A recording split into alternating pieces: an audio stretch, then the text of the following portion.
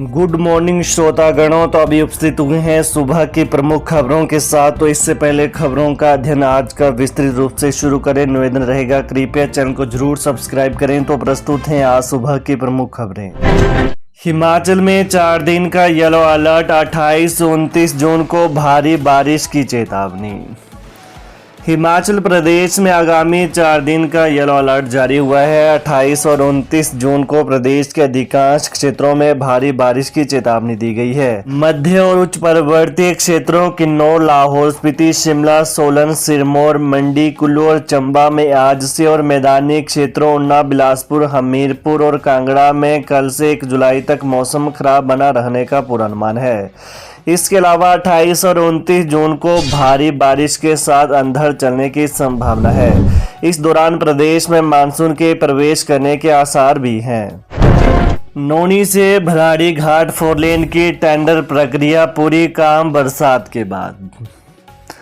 बिलासपुर के नौनी से भराड़ी घाट तक 18 किलोमीटर 4 लेन का काम जल्द शुरू होगा। काम शुरू करने के लिए NHAI ने टेंडर प्रक्रिया पूरी कर ली है। मानसून के बाद काम शुरू करने की तैयारी है। 28 किलोमीटर 4 लेन की अनुमानित लागत करीब 1244 करोड़ रुपए आंकी गई है। NHAI ने 24 महीने के भीतर इसको तैयार करने का लक्ष्य रखा है। NHAI शिमला, मटौर, कांगड़ा 4 लेन का निर्माण करवा रही है। 6 चरणों में काम पूरा किया जाएगा। संजौली हेलीपोर्ट से अगले महीने शुरू होंगी उड़ानें, DGCA की टीम ने किया निरीक्षण। राजधानी शिमला के संजौली हेलीपोर्ट से अगले महीने उड़ानें शुरू हो जाएंगी। DGCA यानी directorate general of civil aviation की टीम ने सोमवार को संजौली हेलीपोर्ट का निरीक्षण किया। हेलीपोर्ट की व्यवस्थाओं को लेकर टीम ने संतोष जताया है।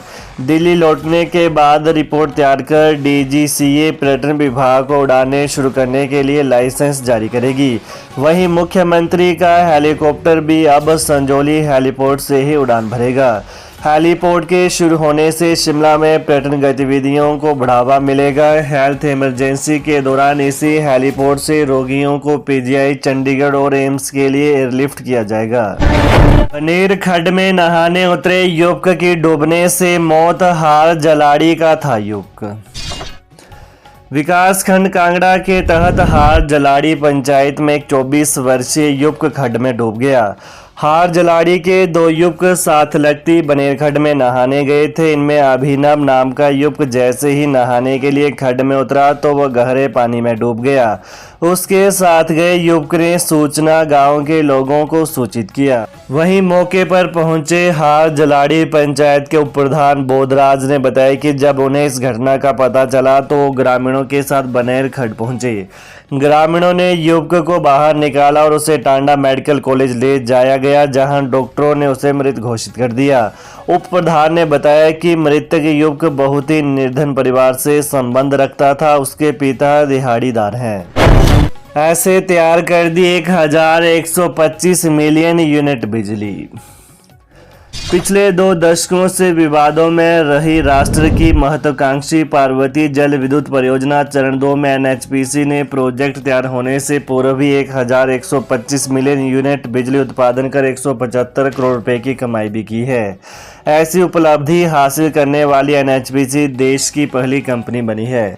इस काम के लिए ऊर्जा कंपनी को देशी तकनीक ने सहारा दिया है। लिहाजा ऊर्जा सेक्टर की नवरत्न कंपनी NHPC के हौसले बुलंद हैं। पिछले 20 वर्षों से पार्वती प्रोजेक्ट का निर्माण कार्य निर्बाध रूप से चला हुआ है।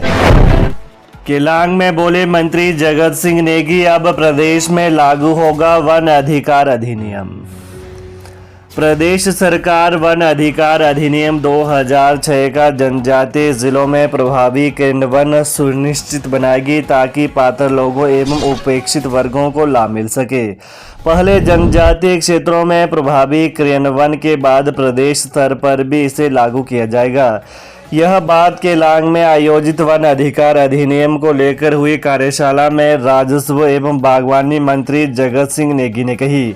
उन्होंने कहा कि इस अधिनियम के तहत व्यक्तिगत एवं सामूहिक मामले को अधिकारियों ने लंबे समय से कानून की बारीकियों और शंकाओं के चलते स्वीकृति नहीं की जा रही थी। भाजपा ने इतना कर्ज लिया कि चुकाने के लिए लोन लेना पड़ रहा है, सीएम सुक्खू ने साधा निशाना। मुख्यमंत्री सुखविंदर सिंह सुक्खू ने कहा कि प्राकृतिक आपदा में हिमाचल प्रदेश के साथ अनदेखी हुई है। केंद्र सरकार की तरफ से पिछले वर्ष मानसून की वर्षा के कारण आई प्राकृतिक आपदा से हुए नुकसान के एवज में 9,042 करोड़ रुपए का भुगतान अब तक नहीं किया गया है। सुक्खू ने कहा कि इतना ही नहीं, पूरा प्रदेश भाजपा सरकार के इसमें मिलने वाली राजस्व घाटा अनुदान राशि को प्रति वर्ष 10,000 करोड़ रुपए से घटाकर 3,000 करोड़ रुपए कर दिया गया। 10वीं कक्षा में 25% से कम परीक्षा परिणाम देने वाले 250 शिक्षकों को नोटिस। हिमाचल प्रदेश स्कूल शिक्षा बोर्ड की 10वीं कक्षा के नतीजों में 25% से कम परिणाम देने वाले 116 स्कूलों के 250 शिक्षकों को नोटिस जारी हुए हैं। प्रारंभिक शिक्षा निदेशालय ने प्रशिक्षित स्नातक शिक्षकों टीजीटी को 15 दिन में कारण बताओ नोटिस का जवाब देने के लिए कहा है। विषयवार 25% से कम परीक्षा परिणाम देने वाले इन शिक्षकों को इस बार वार्षिक इंक्रीमेंट नहीं मिलेगी।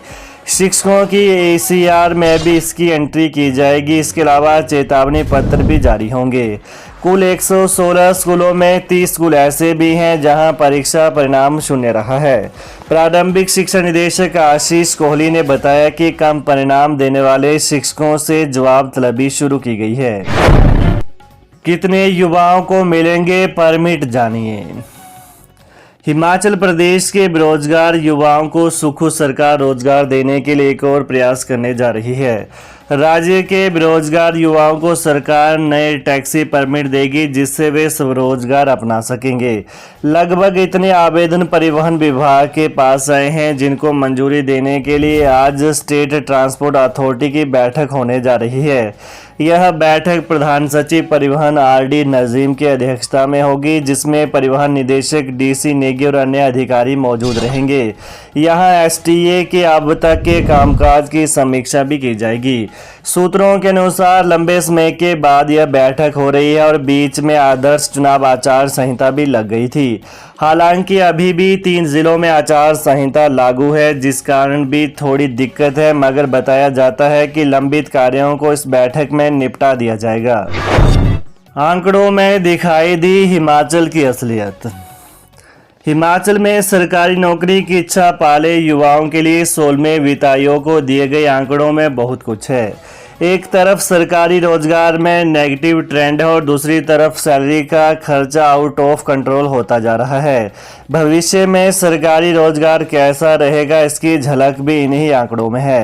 राज्य सरकार ने वित्त आयोग को दिए मेमोरेंडम में कहा है कि पिछले 3 साल से सरकारी कर्मचारियों की संख्या में नेगेटिव ट्रेंड है और सैलरी पर होने वाले खर्च को नियंत्रित करने के कदम उठाए गए हैं।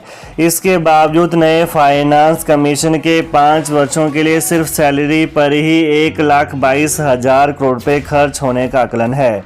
राज्य सरकार ने अपने मेमोरेंडम में कहा है कि हिमाचल में एम्प्लॉइज पॉपुलेशन रेशो से सबसे ज़्यादा है। कर्मचारियों के वेतन पर खर्च हो रही धनराशि में से सबसे ज़्यादा 60% शिक्षा और स्वास्थ्य विभागों में खर्च हो रहा है। तो ये रहा आज सुबह की प्रमुख खबरों का विश्लेषण। तो प्रदेश की ताज़ा खबरों को जानने के लिए कृपया चैनल को अभी सब्सक्राइब करें। धन्यवाद।